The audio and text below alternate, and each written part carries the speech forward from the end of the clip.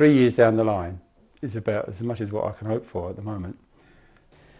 Well, it's pretty much ruined our family. There is no cure. I run a small building business, little extensions and things like that, and work for housing associations converting large houses into flats, basically, that's it.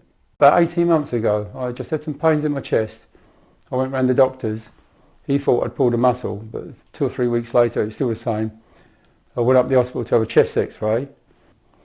They popped me up to guys. I was in hospital for 3 days. They take a little sample from inside your lung.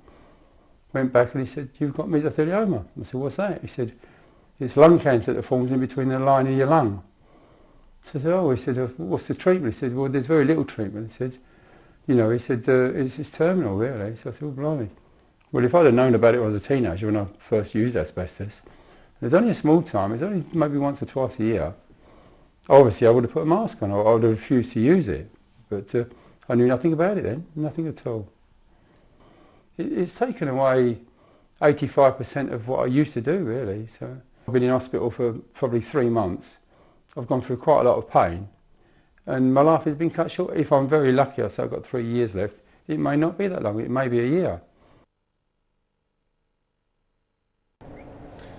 Well, mesothelioma is, for many people, a hard word to say, and it's a disease that many people have never heard of, but it doesn't mean it's not a major healthcare problem. And we're in the middle of an epidemic here in the United Kingdom, and over the next 5 to 6 years we're expecting that epidemic to peak, with more people dying of asbestos-related disease than of road traffic accidents. So this is a major issue, and it affects young people across the country.